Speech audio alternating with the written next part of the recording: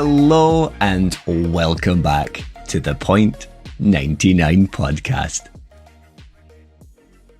I hope that you've all been doing fantastically during the intermission between the seasons. I know I have, but we'll get around to why I've been doing fantastically in just a bit.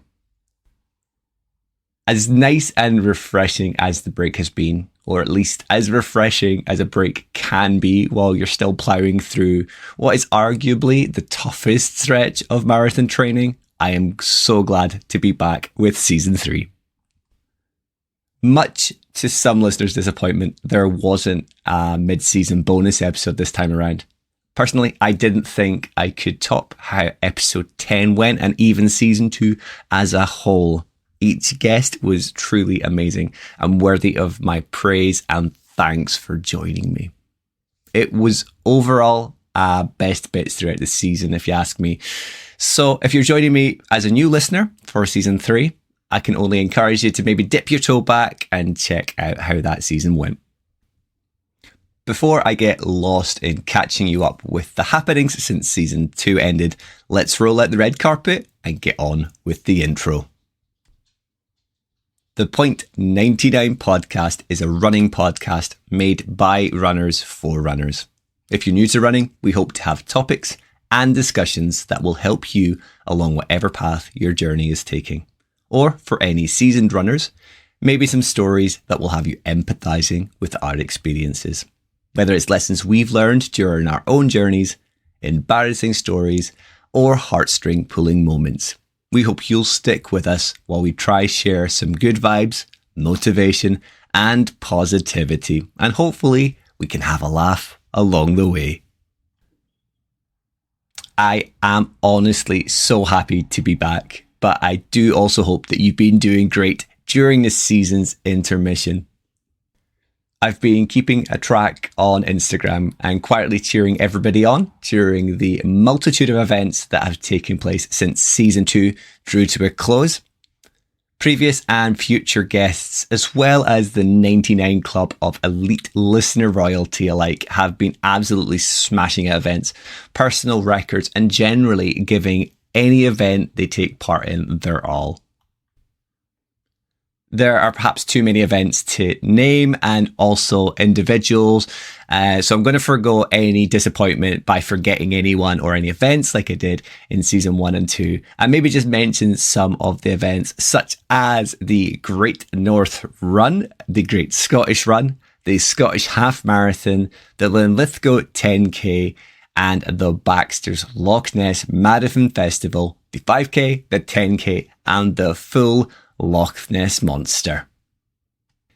I know there are a lot of other events that have slipped my mind, and even as I say that, I'm thinking of the Cardiff Half Marathon. So no matter what you got up to during the season intermission, I hope you smashed it. I hope you're flying high with how you got on, your personal achievements, and just generally loving life. For myself, event-wise, I absolutely blew one out of the water, but there'll be more on that in just a minute. Before I get to that, however, I just want to cover something that I was covering in season 2 as much as possible with the guests. And it's the importance of mental health care and looking after yourself. So I took a little bit of a break from social media during the intermission just to recharge my batteries and center myself. It was definitely something that everyone should do, or at least practice from time to time, especially when life as a whole is trying to beat you down. And not to mention, like, everyone has busy work schedules and other things going on in their life. Before anyone starts to worry, I'm all good. It was planned, and I've got some fantastic friends amongst the podcast and my own followers who checked in to make sure I was doing well. All I can say is make sure that you also practice good mental health, look after yourself, check in with yourself, take stock, and give yourself time to relax. On to what I've been getting up to during the break and the event that I kind of alluded to absolutely smashing. As much as I've been relaxing and taking time for myself, my family, and kind of maybe prioritizing some fairly spicy projects at work, I've also been absolutely destroying some personal records and getting some solid sessions in on the road to Amsterdam. It's exactly a week to the day until I fly to the Netherlands and finish the countdown in the country itself. I'm simultaneously absolutely messing myself, but I'm really looking forward to the whole thing. If it wasn't for generic travel and accommodation concerns looming in the back of my mind, I'd 100% be ready to rock and roll. But yeah, there's always doubts. There's always worries that the accommodation might fall through, the flight times might change, the flights might get cancelled. Touch wood, none of that will happen. But yeah, they're just the normal sort of worries that you have whenever you go anywhere, whether it's for an event or whether it's on holiday. Marathon training wise, it has been really, really good. I've been feeling super strong throughout the full block actually, but also during the intermission. I did do my longest run of the program. It's a program that I've written myself while also following the Run Kaizen app, but I got my 32-kilometer session done. I felt really good, actually. I took it nice and steady. I used VOOM nutrition. I used Active Root just to get my hydration, get my nutrition stay at the top form that I could. And yeah, cruised along. When I came to the end, previous guest Patrick Watkins did point out from my Strava that the last 2 kilometers, I just picked up my heels, my knees, and just kind of floored it home a little bit. I just felt in such a good place, and I can only keep my fingers crossed and hope that that's the same feeling that I have in Amsterdam. I have been in the last few days looking at the route, looking at what is ahead of me. I didn't want to do it too far in advance and maybe get ahead of myself, but I've been looking, as I say, recently, and it could be one of these events where the distance just falls past you. You don't notice the first kilometer, second kilometer, first mile, second mile. They should hopefully just disappear. And that's exactly what happened at the weekend. Again, I'm going to get to that in a moment. I'll cover why in a second. But yeah, just generally, Amsterdam is looking really good. I'm feeling great. So hopefully that can continue for just another couple of weeks until the finish line is in the background and well behind me. During the intermission, however, I did upgrade my footwear. I knew that I needed a new pair of running shoes. I've got a few different pairs now that they're great and all. They get me from A to B. They help me do my sessions. I've got ones that help me slow down and do the nice easy sessions. I've got a pair that they're absolutely rockets when I do use them correctly, but they're also prone to helping me injure myself. And then I've got a couple of pairs that maybe just don't work quite so well. So I thought I needed another pair as the kilometers were racking up on some of the models. And yeah, I had a good shout from one of the running community in his stories. The tip, of course, came from the one and only Ian Does Outdoor Stuff. For anyone who doesn't follow Ian, you might not know that he's an absolute guru and fond of all knowledge when it comes to running shoes and just running gear as a whole. He always seems to have his finger on the pulse when it comes to the hottest offers and where you can snap up a bargain. And as I was looking for a pair of shoes, I was on different websites. I was about to hit purchase on a pair of Brooks Hyperion Max after having a good old chat with our friend Patrick Watkins. And he was kind of waxing lyrical about how good they are for him, just a Hyperion as well. I saw a message, or at least a story on Ian's profile of a nice little treat in the form of the Nike Vaporfly 2s that were 30% off on a particular website. So yeah, the price between the Hyperion Max and the Vaporfly 2, when they were on offer was very, very similar. So I thought, you know what? I'm going to take the leap of faith here. Everyone talks about how a super shoe can dramatically transform your running. And I bought myself a lovely pair of bright orange podcast colors, Vaporfly 2s. And I think the rest has been history effectively. It's been a absolute whirlwind the past couple of weeks. From the first outing, kind of breaking in the Vaporfly 2s, I tried to take it as easy as possible. But for anyone that's maybe worn a super shoe or a carbon plated shoe, they are so light, they are so comfortable, the cushioning, it just makes running an absolute dream. And not to say that any of the other models of shoe that I have don't make running really enjoyable, but it just takes it to a kind of another level. It takes you up another few steps. So run one, just a nice pleasant 5K was planned, maybe 8K maximum. And I went and broke my 5K PR, which I've been trying for some time to do. And I maybe had broken it a couple of days before by a couple of seconds. And that was in one of my pair of Brooks shoes. But then putting on the Nike Vaporfly 2, went out, just took it easy. It felt so relaxing. I didn't really give it my all. And I know I've got a lot left in the tank. But I broke my 5K by like 70 seconds. Bearing in mind, the PR that I just broken in the Brooks shoes, I felt like I was going to pass out. I felt like I'd given it my all. But in this absolute godsend of a pair of shoes, the Nike Vaporfly 2, I felt like I could go even faster.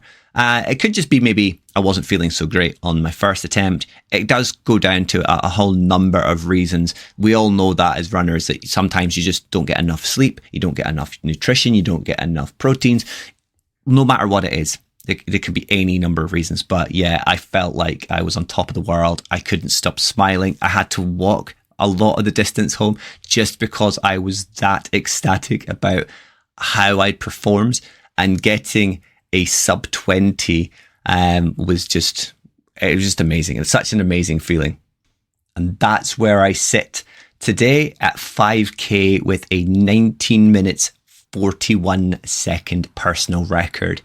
That was my goal for a long time, was to get sub 20. I didn't think I was going to do it this side of the year. I thought it might be a mission for 2024, kind of focus on trying to get my marathon PB and get that kind of ticked off. But no, it's below 20. I don't know what I'm going to do now. Runnerman Steve was in the DM saying, right, mate, we're going to try get sub 19 together now. But as much as I think I've got a lot more in the tank, I'm not going to like do myself in trying to push a sub 19 at the moment. I'm just going to continue to work away, chip away, and if it comes, it comes. But that was the first of a couple of PRs achieved during the intermission. Then come the next run out, I decided to do a slightly longer run because I had the Baxter's 10K at the weekend and I wanted to make sure I was in good 10K shape. So once again, I put on the Nike Vaporfly 2s and I took myself out for a 12 kilometer run. It's one of my normal runs. It's got a good bit of elevation, a bit of climbing, and then you kind of dip down, climb up, dip down. So it's a bit of a roller coaster of a route. And once again, I beat my personal record for 10K. Again, it was only by, I think I was about 20 seconds, maybe that is maximum. I'm not 100% sure. The reason why I'm not 100% sure is because at the weekend at the Baxters, I did go and I think it'd be fair to say demolish my 10K PB. Come Sunday and race day, I was lucky enough to line up on the start line with a lovely couple who I seem to bump into at all these events at the moment. They're local to me, but John and Roz, they are phenomenal older couple. They are so nice. They're full of all the best information and they really do make you believe in yourself. But they've been at the Inverness Half Marathon this year with me. They've been at the Loch Ness 24 running as the mixed duo couple, which they finished second in. And then, I was lining up on the Baxter's Loch Ness 10K start line with John and Roz. John and Roz both follow me on Strava. They knew how my training's been going, and they were both so complimentary about my physical form, just my fitness as a whole, and how my training's been going. That maybe 15, 20 minutes of chatting to them, they kind of instilled this confidence in me. They were like, you're going to do this time, you're going to do this time. This is just at the 10K, but also at the marathon, we believe you're going to do this. And I just came away from that start line feeling like I was on top of the world. There's people there with that confidence in me. I know I've got the confidence myself, but they had full belief, and it felt so nice. So before the start gun went off, John turned to me and he said, I think you've got a 43-minute 10K in you today. My PB before that was, I think, 45 minutes, 10, maybe 12 seconds-ish, very close to getting sub 45. And that was my goal, to get sub 45. So I kind of, I kept track of where John was, because I knew that he's a 43-minute 10K runner. So as soon as the start gun went, I tried to keep John in my sights. You know, he's in his 50s, I'm in my 30s, and this guy just absolutely blows me out of the water every time. And as we were going, he was just pulling away and pulling away and pulling away. And at one point, I lost sight of him. Not to forget, he's a tiny wee man, so he's lost in the crowd of heads. But even that, there wasn't a big crowd of people. I quickly realized that I was quite close to the front of the 10K pack, and I was only passing people. Nobody was passing me. The kilometers were ticking over at a fantastic pace. The Nikes were helping me feel so energized. At no point did I feel tired, even when I finished. Now, I finished with a quite strong, sprint finish. And even then, after maybe a second of feeling a little bit puffed because of the exertion that I'd done in that last 100 meters, I could have gone again. I could have upped my pace. But like I say, when we came to the last kilometer, I'd found John again, and I was right on his heels. As I try to do, though, when you see someone you know, or even other runners that are struggling and they've given it their all, you cheer them on, you shout them on, you get behind them. And that's what I was doing. It's like, come on, John, you can do this. Lift your heels, lift your knees. You need to finish ahead of me. You've carried me. You've been the guy I've been looking for the whole run. Get going. And it's the same there was some Aberdeen and Edinburgh runners around me. I could tell because they said it on their bibs. And they kind of just looked at me as a bit strange, but then they realized we're so close to the finish. Let's go. And all these guys were sprinting. And I decided I wasn't going to do anything that would potentially adversely affect my Amsterdam marathon. I didn't want to injure myself. I was just taking it easy. And so far, it felt easy.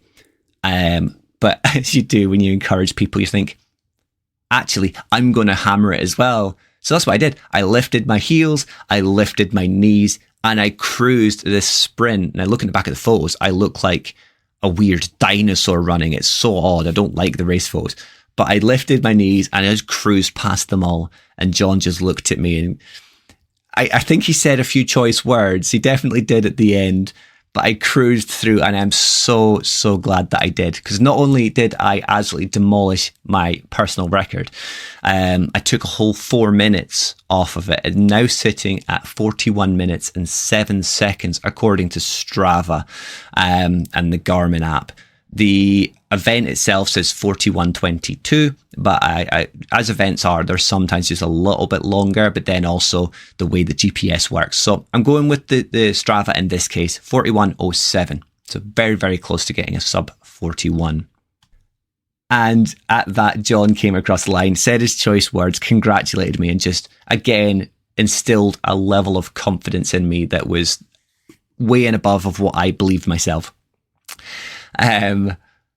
It was a phenomenal feeling.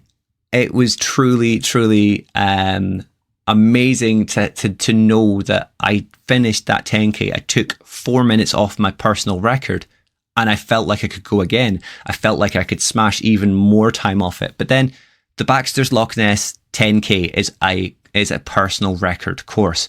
It's where some of the elites from all over, not only Scotland, but the UK come to, because it is a PB course. Same as the Aviemore half marathon and 10K, which is this weekend coming. Was it tomorrow, actually? Tomorrow or Sunday.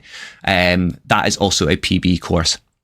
But yeah, I felt so ecstatic knowing that I'd done that. I couldn't stop smiling. And then I got myself home. I did some socializing with some amazing people. I'll mention some names in a second, but I took myself home. I got myself in a nice relaxing bath, and I loaded up the stats for the whole event. And out of 1,517 finishers from the 10K, I was 98th.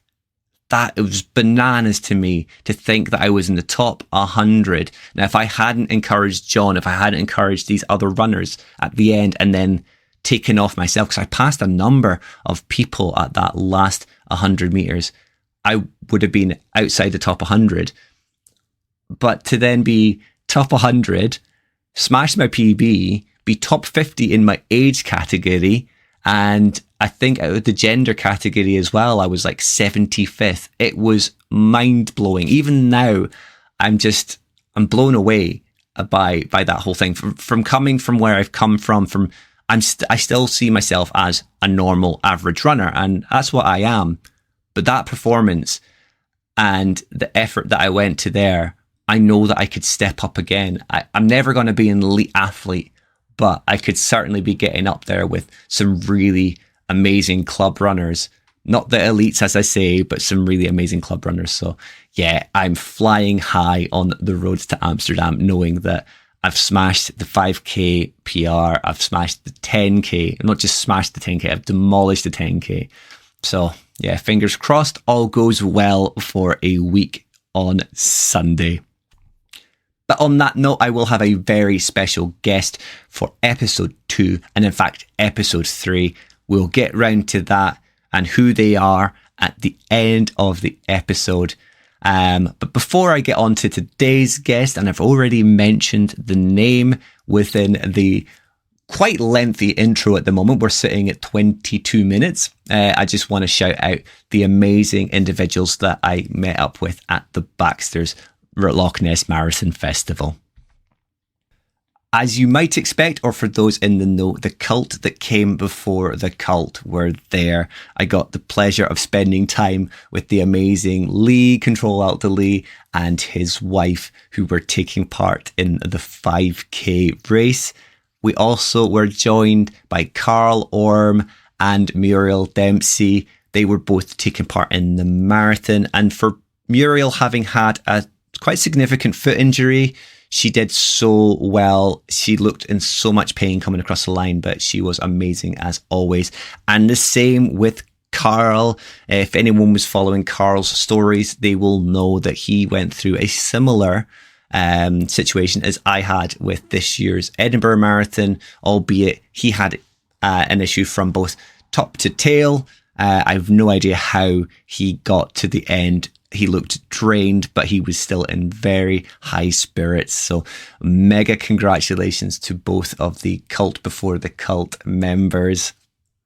In addition, however, we were joined by Special 86, Steph, who took part in the 10K. I did see her at the start line and I had a message from her. It was absolutely tipping down rain until maybe 5 minutes before the race started, and she was hiding in her car. She wasn't sure she wanted to kind of take part, but here she was near the back. She gave me a kind of very shy, reserved wave, because you could see she was nervous about the whole thing. And in reality, she maybe started a bit too far back, but she did amazingly as well. And it was great to spend time with her, waiting for one of her friends to finish, but also waiting for the man who we were all so happy to see come across the line.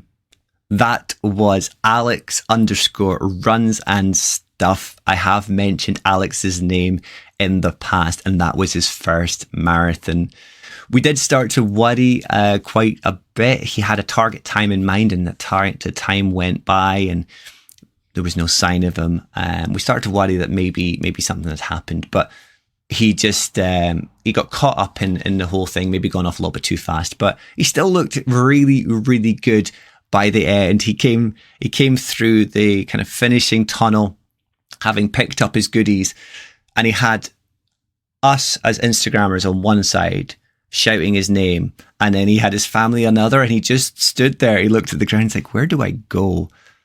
And sorry, family, he came to the Instagrammers and he made them come to us, but it was great. We had a great little catch up, saw how he felt, and like I say, he did phenomenally well, as with everybody who took part in the whole event. It was great to meet everyone. And in fact, I'm meeting up with a number of them today. Actually, when the podcast comes out, I will be on my way to meet a number of the individuals, and we'll be taking part in a park run tomorrow on the Saturday the 7th, because we have the amazing and previous guest Patrick Watkins in the country. He's taken the time to come over from the States, so it would be very rude of us not to kind of give some time and meet the chap himself. So that'll be a great weekend. But overall, last weekend and the break as a whole has been amazing.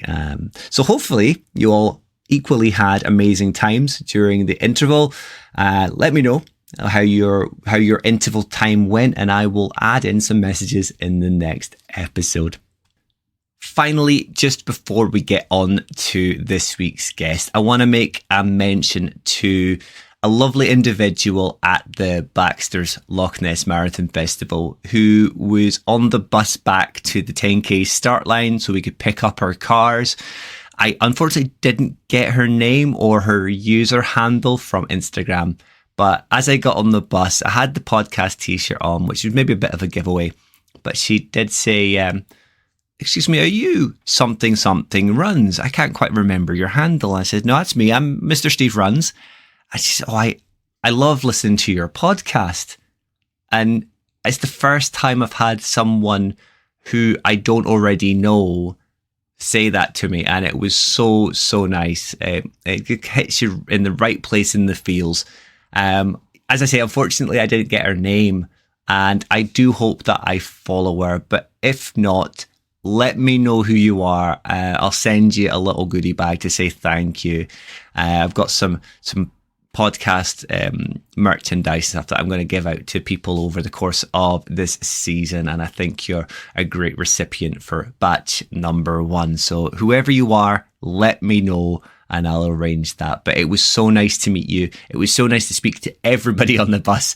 Nice bit of chat, but yeah, a first in-person recognition for me. In a fear of overrunning the preferred hour-length episode, I'm going to crack on and get on with my guest for this episode. This has been a while in the making, trying to get a date and time that worked for us both, but I'm so glad that we got to the bottom of it. It was actually last night that I did the interview. I really enjoyed it. He was a little bit nervous going into it. He was worried that he felt he was quite monotone, and he's been told that in the past. But no, I loved speaking to him. And yeah, as a whole, it's great to be able to share a little bit more about a company that I am an ambassador for. And of course, it's the one and only Ginger Foxes themselves, Active Root, and their managing director, co-founder, Will Townsend.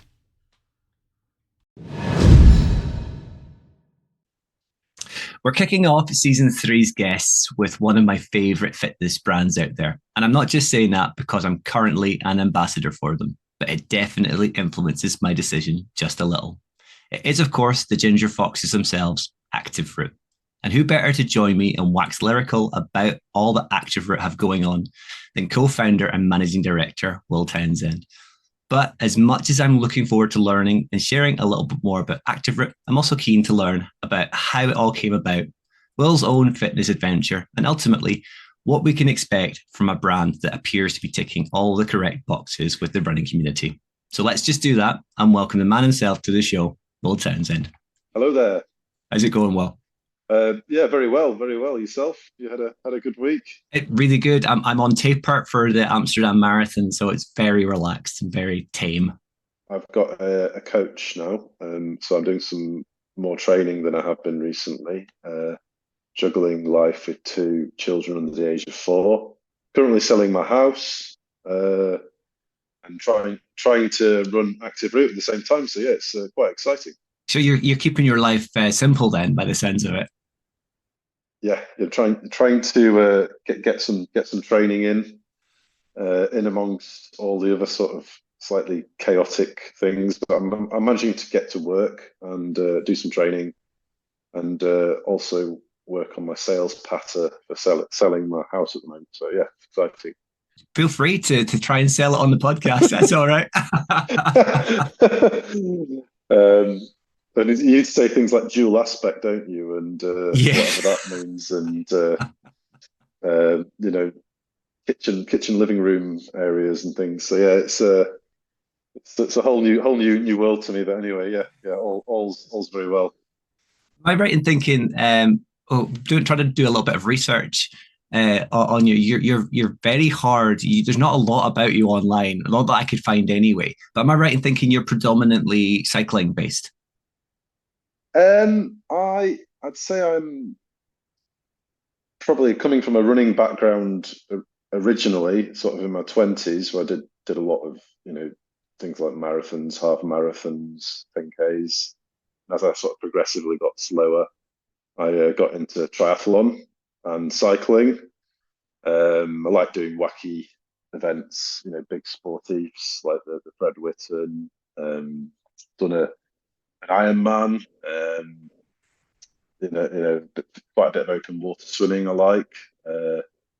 And yeah, I think I wouldn't sort of pigeonhole me as a cyclist, but with young children, you tend to sort of just do what you can, and my Yeah. cycle to work is kind of my thing these days. So I've kind of perfected my commute. You would say, yeah. In a long answer to your question, cycling is my thing now. But that's more through necessity than through necessarily um, main interest. Correct. Yes. Yes. But as I say, I'm sort of trying to now my children are slightly older. I'm trying to get back into running a bit. So in the sort of the network of active route, I know a coach who's training me online, and he's setting me sessions for me to do, which include running and swimming and cycling. So yeah, it's hopefully I'm going on a bit of a journey of improvement, but we'll see. It's all good stuff. It's all good stuff. Because you've mentioned a lot of it there, though. So I wanted to touch on to begin with was a little bit about your background. And you were saying marathons and all that good stuff in your youth. Were you really sporty growing up, and it kind of just led into that, or was that more of a in your early 20s you decided I want to run marathons? So I was quite a decent junior in cross country for my school. I sort of represented my school at a reasonable county level, and then it spectacularly dropped off Okay.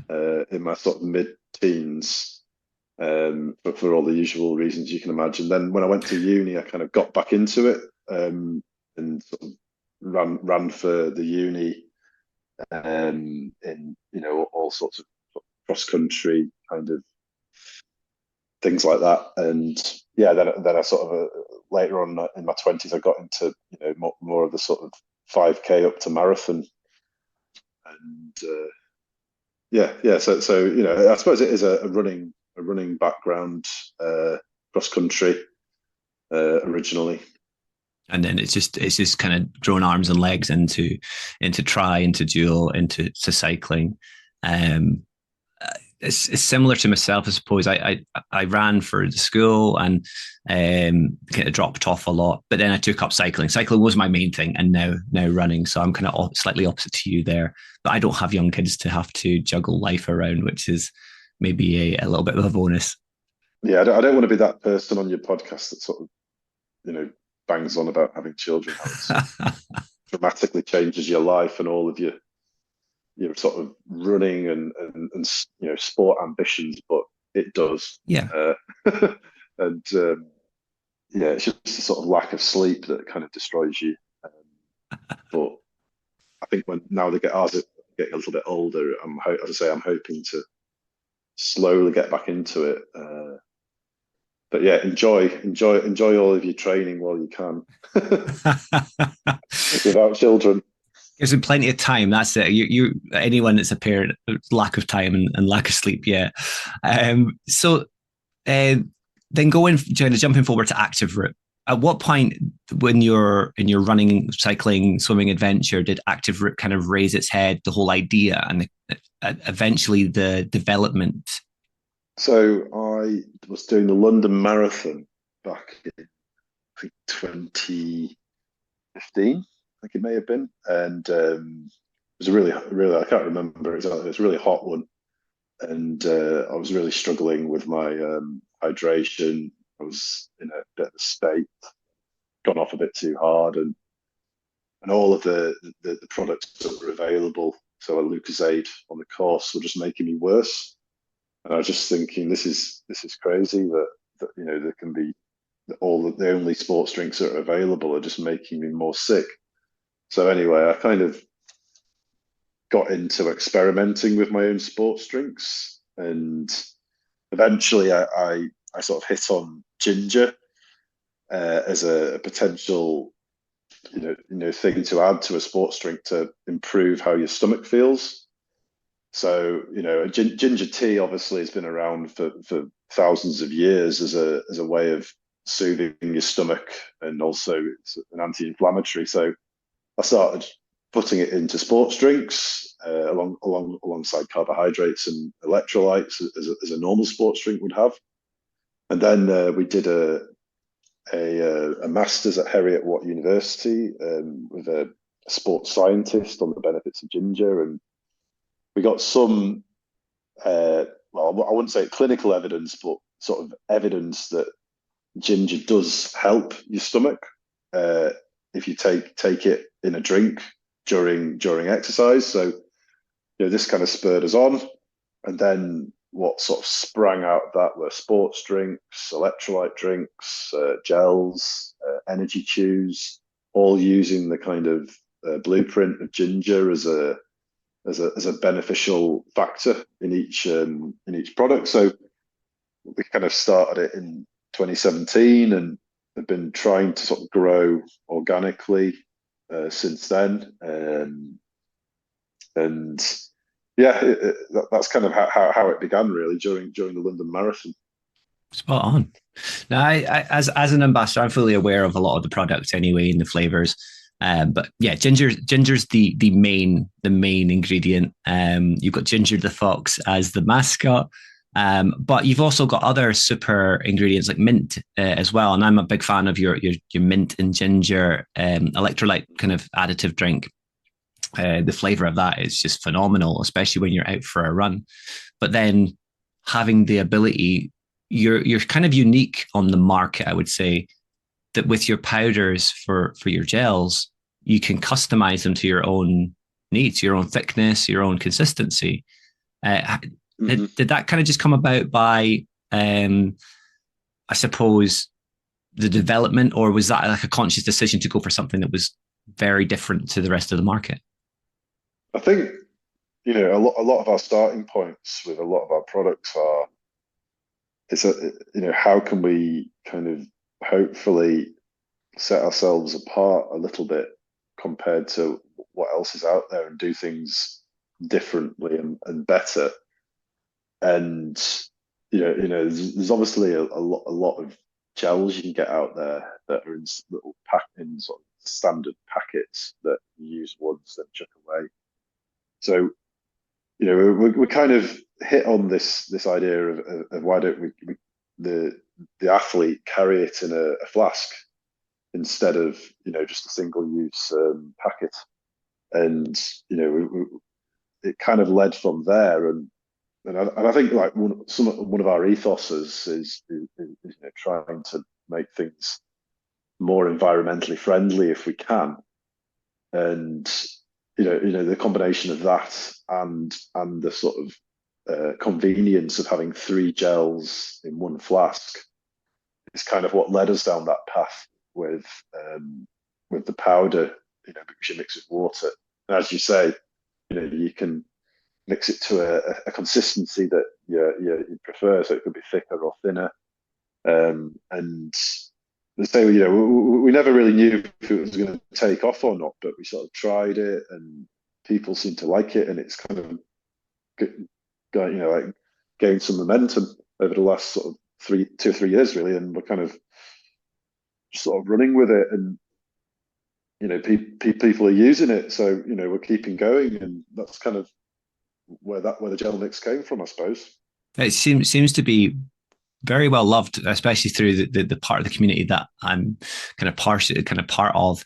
There's as I say, a few customers throughout the range of people that I know, and there's always really good comments about it.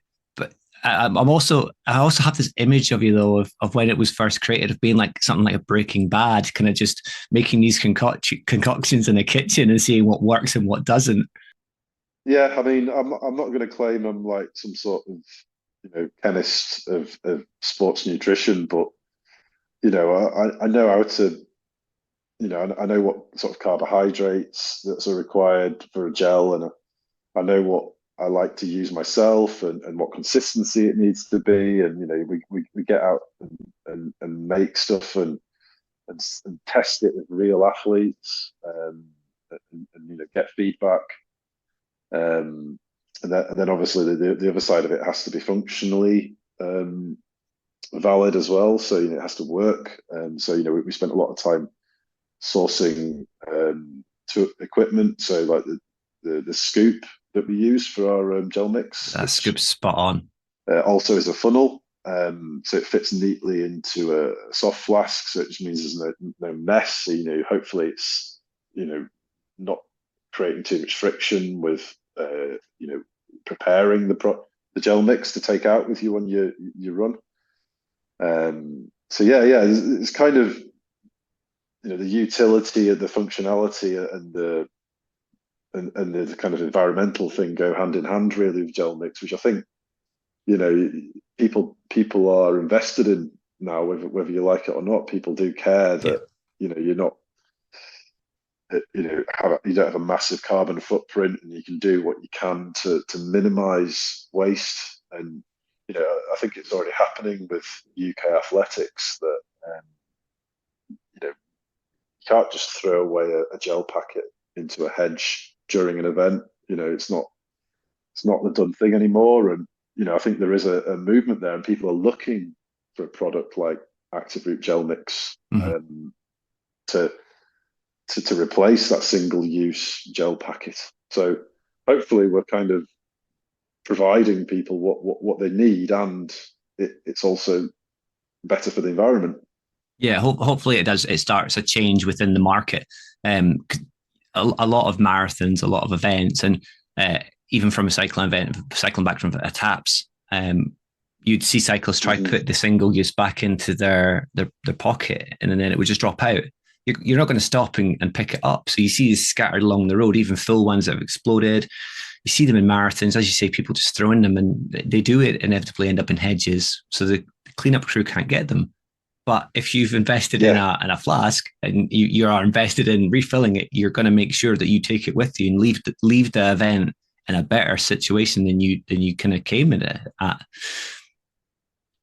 yeah. I mean, I was at the Tour of the Borders race a few weeks ago, and there's a lot of saw a few people with gel mix, but then obviously I saw a hell of a lot of people with high five gel Mm-hmm. wrappers. You know, just and sometimes it's just accidental, isn't it? As you say, Yeah, you try and put it back in your jersey back pocket, and you just don't quite get it in, and it falls out and it's gone. yeah. So yeah, hopefully, I mean, I'm not going to sort of put a halo on our heads and say we're perfect, but we're sort of moving along the continuum towards a slightly better environmentally friendly product, compared to what else is out there on the market. Even away from the gel mix, you've also got your ginger chews, which come in big kind of paper bags. Yeah, we brought those out this year, and we offer a sort of paper. I mean, they are sort of, it's called oxy biodegradable packaging. So again, it does have a slightly water repellent film in it, which we offer a little bags that you can take out in your race vest or whatever you're doing. If you want to have shoes, if you say you're doing an ultra, so people seem to go for that as as a solution to sort of carry them when they're out doing their event. But yeah, the shoes seem to have again caught people's imagination a little bit as an option for sort of fast energy. And they're quite fiery and a bit different. And, The ginger's something definitely a bit fiery, but I had the privilege of you guys were awesome in sponsoring the Who Dropped the Dibber team that we had at Loch Ness 24, and you sent up a kind of range of different flavors, and they did go down really well. Unfortunately, we were going to try to get some video for you, but the weather was atrocious and it wasn't kind of conducive heard, for yeah, good media. yeah. Oh my word, yeah, yeah. It's been such an up and down season, hasn't it? Really. Yeah, Yeah, so lucky, I guess. and there was a event not far, kind of in advance of that, where it was in Edinburgh, and I'm pretty sure from the event sponsorship kind of running side of things, you guys were involved in, and it was a horrendously hot day, and I would have come in as a great relief to people to have a hydration specialist really there, nutrition hydration specialist there, Yeah, because it just did not look pleasant at all weather wise. yeah, yeah. We've seen a bit of that this summer, haven't we? Some of the heat waves, and like some of them, like we had to take tons and tons of barrels of water just to sort of make sure that we don't run out. So yeah, yeah, it's but then like obviously today the weather's horrendous in Scotland, so Yeah. you can't win. At win. Before we go on to talk about maybe events and that more directly, when it comes to product development, do you still have quite a huge kind of hand in it yourself, or do you have a team who kind of work on that for you? Is it still effectively in your kitchen, and you're having a big say on it? Yeah, I mean, I'm very involved in all facets of the business. To be honest with you, I don't know if I'm sort of, micromanager or what, but yeah, I mean, we're working on a few things sort of in the second half of this year. So we're trying to get feedback from all our customers about protein shakes, what type of protein they prefer, etc. And then we're also looking at flapjacks and trying to work out where to sort of take the product next. But yeah, it's fascinating what people say about recovery drinks as a whole. Mm-hmm. I was really surprised that well, I wasn't particularly surprised, but a lot of people use them. Use them straight after races and training, so they're getting protein back in at that point very quickly. And we're sort of looking at a product where you get that protein and you also get ginger, so you're getting sort of recovery with the anti-inflammatory benefits of ginger, and hopefully you're recovering your muscles with protein. And it was also interesting.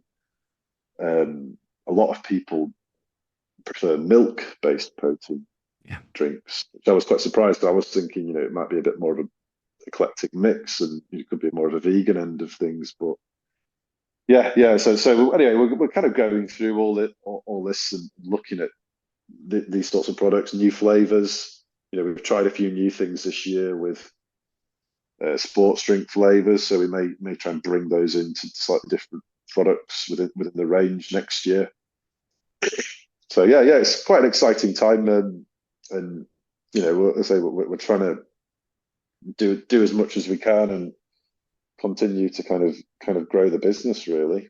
Oh, that would be great, because I've used protein shakes, and I'm not that muscular. Mostly legs for me, but I have used them. Like you say, because if you've got someone who's maybe a vegan option, people who like the milk kind of base, there's options there for development as well that kind of create a big market there for you to kind of approach. So that could be quite cool. And like you say, if it's ginger and it's protein, then that's a dual aspect. That's ticking two boxes that Exactly. makes people's lives a lot easier. They don't have to make two drinks to then try and recover. It's curious as well. You've got like obviously bodybuilding protein, which has got 100% protein. Yeah. Then you've got sort of more of a recovery drink, which maybe has about 30% protein in it.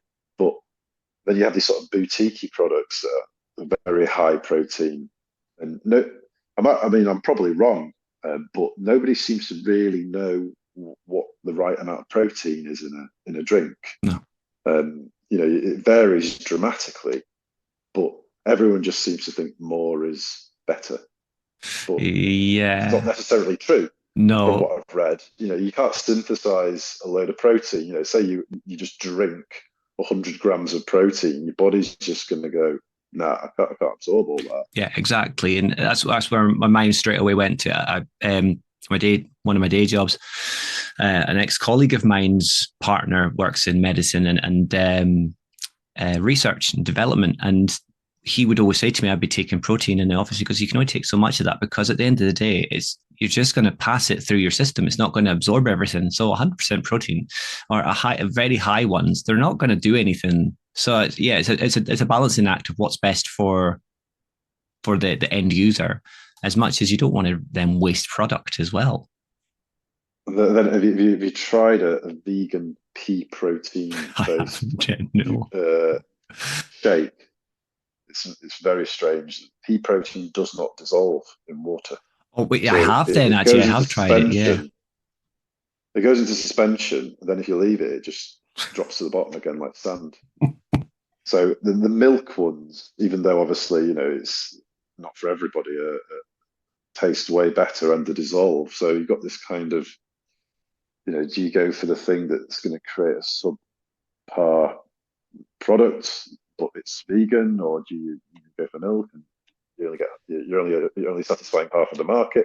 Yeah. So it's a tricky one, really. And And maybe both is the answer. it's the yeah, make both, but it's the expiration as well of milk-based ones. And maybe it's just me, maybe it's bad choice, but sometimes the smell of the milk-based ones are horrible. The flavors are nice, but the smell's horrible. Mm. Yeah, yeah. So yeah, we're trying to make sense of the feedback from customers and see what our customers want really. But Yeah. as you say, the sort of dual aspect of ginger for anti-inflammatory and the recovery element of protein. It feels like somewhere we might take active route next, but yeah, we'll see. Watch this space.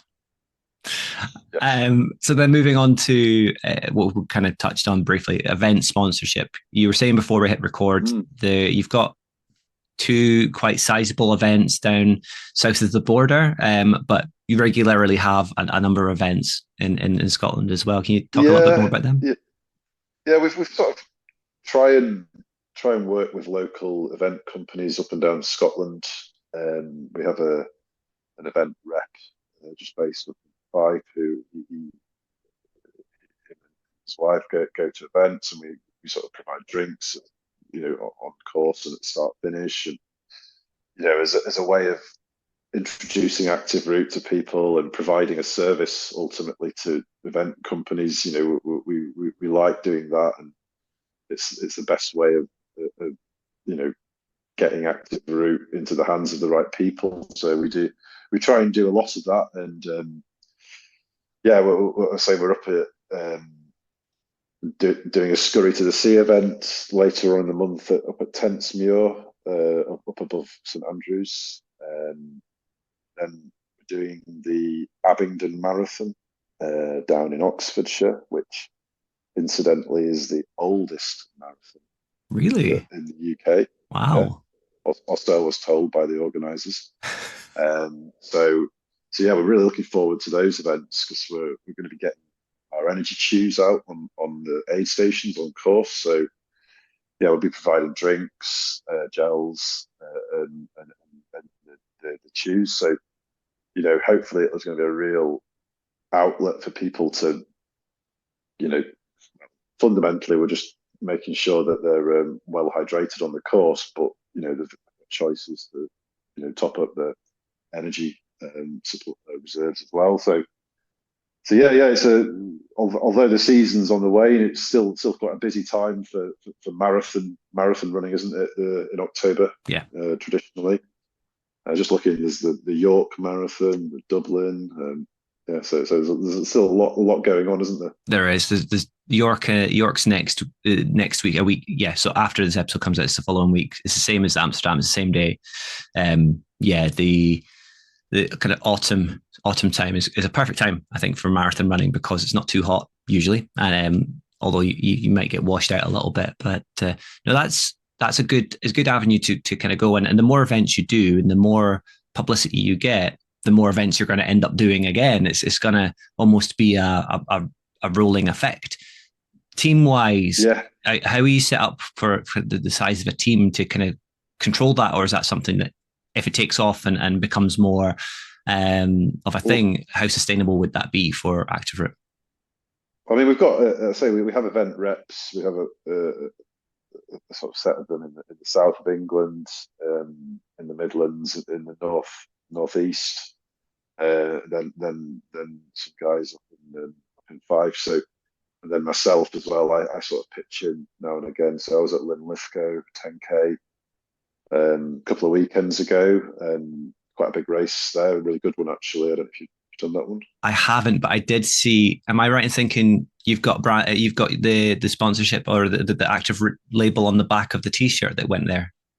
Yeah, that's Yeah, right. that's Yeah. the We've one. supported that event for maybe 3 or 4 years now, and it's grown quite nicely over the years. I think it's about 1,000 do it now, so it's quite a decent size race, and also a big sort of junior race too. Um, yeah, it's a good one to get involved with. They're already booked for next year, Oh, spot so on. um, Funny enough, I did see the only reason I know the T-shirt is someone I know who was at Linlithgow ran the Baxter's Loch Ness Marathon at the weekend, and he ran it in that T-shirt, so it had Active Root right. visible throughout the whole event until he came across the line, and I kind of saw it like, is that a bespoke Active Root top? But no, it was the Linlithgow top. Yeah, it's yeah, I can't miss it. Bright orange, I think. So. Yes, yes. And then going again back to kind of more events based and getting the name out there and people seeing you. I think from other companies' perspectives, and I didn't know about Erdinger until I saw them at an event, and now they're another one of my favorite brands going at the moment. I think that's a great way of having people remember their memorable days. When the race doesn't go so well, they're still going to remember what was around them, or when it goes great, they're going to remember what was handed to them and what worked for them. And all I can say is fingers crossed that it kind of keeps growing and going down really well. Yeah, absolutely. Yeah, we were at Sportif down in Cambridgeshire, and Erdinger were there at that one. Oh, mine's gone blank. It's the oh, what is it called? Anyway, yeah, Erdinger were there, we were there, and it's kind of as you say, it's a good vibe to be around people who have just finished a race, and that there's a lot of sort of euphoric people. So yeah, that's kind of how we try to position Active Root, really. That it's useful for people before, during, and after. Yeah, yeah, cool. Right. So as I'm going to draw almost to a bit of a close now, because I think unless you've got anything extra that you maybe want to add, I'm kind of drying up a little bit, so I don't want to prolong it too long. But is there much that you kind of thinking you would like to add? I think we will cover a little bit just as we close about discounts as well. But yeah, is anything you would like to add, Sam?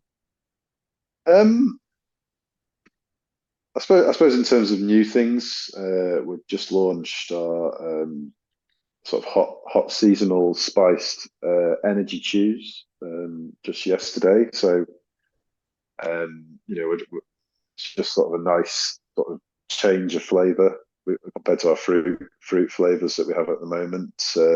It's in the same sort of vein as our hot spiced winter warmer. drink. So yeah, that's just something new to touch upon. But no, I think we've kind of covered a lot of things there. Probably don't want to bore anyone to tears any longer. You just reminded me of something that your social media face Helen has. She recommended someone from her own account, and it was hot water with one of your additives. I think it was just pure ginger. And with winter coming up, I gave it a go. And it is so nice. I know it's really meant for maybe cold water, but it's a great addition come the colder days in front of the fire. A bit of active root added into a bit of hot water. Yeah, Dual performance. that's yeah, absolutely. I mean that's a part of our sort of recovery products that people, it becomes more relevant for people this time of year when it gets darker and colder. People like to do their session and come back and have a hot active root. So we do. You can just use your standard active root drinks, usually hot water, or so we've got other sort of lemon and ginger, hot chocolates, hot spiced ginger. So all sorts of different things you can enjoy in your sort of hot drink side of things. So before I thank you for coming on, do you want to share some codes? Have you got any ready to hand, or do you want me to share my own? They'll get a nice bit of discount for anyone. Maybe share your my own, one, yeah. Stephen. Yeah, if you've got it. That is spot on. Thank you very much for taking time to come and speak to me today. Well, it's been fantastic, and it's great to put a face to the name as well. Yeah, absolutely. Yeah, always keen to get on and have a chat with you. So yeah, thanks for having me on. Thank you very much. It was really good to be finally sharing a little bit more about Active Root and having Will join me on the podcast. I've been trying for some time to get it to work, get a time and date that worked for both of us. So we finally got there, and we can finally share the love about a brand that, yes, I am an ambassador for, but I am also a customer for. Whether you are an existing customer with Active Root or you are new to the brand and you would like a nice 15% discount, you can use either of the following codes. Now, you can also check out the Active Root profile or my own profile for these codes. They are there just so you can double check them, but you can use social15. That will get you 15% discount. Or you can use my own code, which is 23steve15. And again, another 15% discount there available. You can't use both of them to get 30% discount off. Unfortunately, it's either one or the other. The social 15, I'm not sure how long that will last for, but my code will last for quite a while. So if that social 15 isn't available, give the 23steve15 a go. Hop on over to their website at activeroot.co.uk. Check the shop out. As I say, if you're not a customer at the moment and you want to give them a go, I can highly recommend their taster packs, their trial packs. You can usually get those at a really reasonable price, and they also come with a soft flask and a water bottle. As Will mentioned, however, the market is quite saturated at the moment, so it's a bit of a battle for not only Active Root to kind of find their feet, but also from an end user point of view. It's trying to find something that works for you. I personally find Active Root works very well for me, especially the gel powders. And I do love the fact that you can customize it to your own tastes in regards to thickness. Works really well for me. Might not work well for you, but I would highly recommend give it a go. If it doesn't work, it doesn't work, but you never know unless you try. On to episode 2 and what you can expect from that episode. I'm really looking forward to being able to share this one. I've been joined by an absolutely amazing young runner. She is being so consistent with her training, and of course, it's even better to be joined by someone else who is running the Amsterdam Marathon. Moreover, she will also be my episode 3 guest. So once the race has been run, I'll be able to digest and look back and give a great analysis of the event as a whole from a second perspective. Even though she had so much going on just now, and we covered that in the interview, she made time to come and speak to me about how her training's been going and what her thoughts are in advance of the Amsterdam Marathon. That will, of course, be dropping next Friday, and then I'll look forward to be able to share my feelings, my thoughts, my analysis with Rachel for episode 3, and then sharing those with everybody in the week following that. Before I leave you for the first episode, I want to share a little project that I've been working on. And in fact, there are 2 episodes out already.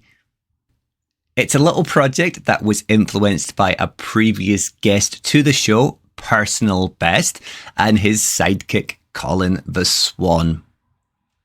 I've had Al's approval on this little project, and as I say, there are 2 episodes already out on Apple and Spotify and all the other good places, but I have written and recorded 2 children's stories featuring Al, the gentle giant, and Colin, the elegant swan. These stories do feature elements that are associated with running and with Al as a whole. So far we have Al learning how to tie his shoelaces, and in the more recent episode, which just came out this week as well, Al learns how to run, and Colin features heavily in both, teaching Al all the good stuff and all the lessons that can be learnt from friendship. It is certainly something a little bit different. Not so much for anyone that doesn't have kids, but if you're struggling to sleep and you would like a little bit of audio to help you drift off, give it a check and see what you think, but especially to those with younger children. You can find them by searching Big and Feathered Al and Colin, but I will also be linking it in the profile description. It'll also be on the Point 99 podcast website as well. Now, on that, you can find us at thepoint99podcast.com, where you can catch up with season 1 and season 2. All episodes are linked directly to Spotify, but we also have an inbuilt episode player. You can also see links to our collaboration with Twisted Running with regards to merchandise. We are still in communication with Twisted to maybe expand the range just that little bit more, bring in some new designs and bring in some new products. There's a contact form there as well, so you can get in contact with me directly. In addition, there's also a blog which will be receiving a second post shortly, maybe this week, maybe next week. It's just taking me a little bit of time just to be happy with the edit on that. To directly follow the podcast, check us out on Instagram at the Point99 podcast.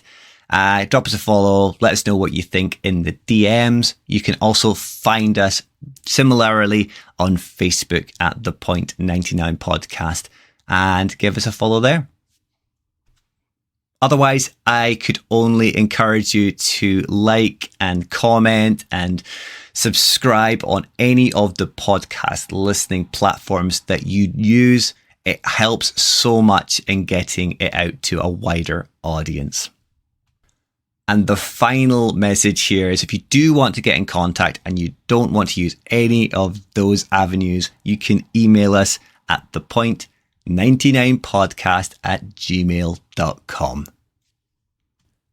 Otherwise, that's it for this episode. It has been fantastic to be joining you once again. I do hope you're all in good health and good spirits. But until episode 2 rolls around, I hope you stay safe, enjoy your runs, and you'll hear from me soon.